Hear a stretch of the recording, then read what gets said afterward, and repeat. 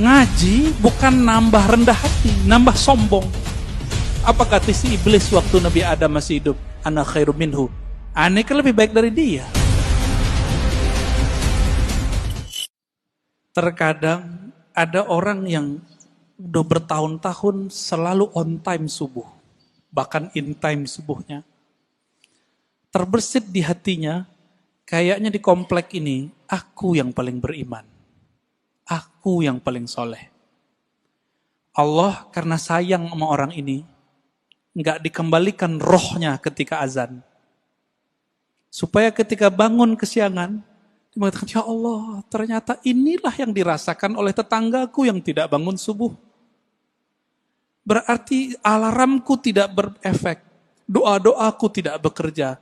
Ini adalah mutlak pemberianmu. Di situ dia bersyukur, Pak. Setiap hari besok, dia mengatakan, ya Allah, tolong bangunkan aku. Jadi ada perasaan harap-harap cemas yang buat dia merasa dirinya merasa hina di hadapan Allah. Inilah makna hadis qudsi, hadis sahih. Apa kata Allah? Ya ibadi, fa'illam tuznibu. Hai hambaku, jika engkau tidak merasa berdosa, tidak merasa hina di hadapanku, tidak merasa lemah di hadapanku, aku akan datangkan generasi baru yang mereka merasa berdosa. Jadi dosa itu merasa apa enggak itu aja. Banyak orang berdosa apa enggak merasa. Lalu mereka minta ampun kepadaku, lalu aku ampuni mereka. Untung Pak, ketika bertahun-tahun on time. Ada perasaan itu. Karena ada sebuah hadis. Ini hadis bukan untuk orang, tapi untuk kita. Apa kata Nabi? 2 sholat yang berat bagi orang munafik, yaitu al-isya wal-subuh. Isya dan subuh, hadis Bukhari. Akhirnya, setan bilang, tuh tetanggamu munafik loh. Jadi setan ini jangan salah Pak, setan itu pernah berdebat dengan Allah. Jadi ilmunya tinggi. Ilmunya tinggi. Nggak cukup dengan ilmu-ilmu kita yang standar. Bapak ini misalnya, udah jadi kiai. Itu setannya punya ilmu di atas kiai itu. Lalu gimana? Kita harus punya perangkat senjata yang bisa menaklukkan itu. Masih ingat kisah Nabi Musa? Nabi Musa didatangi, hadis Sahih Bukhari, didatangi oleh Adam. Saya pernah cerita di sini kalau nggak salah. Oh belum kali ya, ini kan baru yang kedua ya. Apa kata iblis? Hei Musa, ente kan kalimullah, orang yang dialog dengan Allah. Ya, bilang dong ke Allah, aku mau tobat nih. Iblis pernah kepikiran mau tobat. Karena iblis udah ditunjukin neraka tuh kayak gimana Pak. Iblis loh ya. Jadi iblis aja kepikiran mau tobat. Masa orang maksiat gak pikiran tobat? Lalu apa kata Musa? Bertanya Musa kepada Allah. Lalu Allah sampaikan kepada Musa. Sampaikan itu kepada iblis. Ya? Iblis. Apa? Jika engkau ingin tobat, maka revisilah pembangkanganmu itu. Gimana cara merevisi pembangkangannya? Tuh, di sono tuh, ada kuburan Adam, kakekku, tolong sujud kepadanya.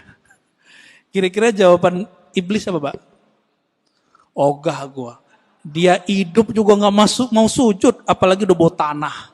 Tambah kufur Pak, inilah pribadi iblis. Jadi orang-orang yang iblisiyah ini, pewaris iblis, ngaji bukan nambah iman, nambah kufur. Ngaji bukan nambah rendah hati, nambah sombong. Apa kata si iblis waktu Nabi Adam masih hidup? Ana khairum minhu. Aneh kan lebih baik dari dia. Jadi kalau kita berani nih ngomong, Bapak mau ahlus sunnah, mau gak ahlus sunnah? Bapak ini udah ngaku ahlus sunnah, terus merasa lebih baik daripada orang yang nyala-nyalain. Iblis juga itu. Jadi, kita gak boleh merasa itu meskipun kita benar. Ini yang dimaksud oleh Nabi, siapa yang berdebat, meskipun dia tahu dia benar, dia tinggalkan perdebatannya. Allah taruh dia di tengah-tengah surga. Wasatil jannah. Tapi dia tahu dia benar, orang ngajak debat, dia gak mau debat. Kalau tadi udah debat duluan. maka Allah taruh dia di tempat paling tinggi yaitu Firdaus.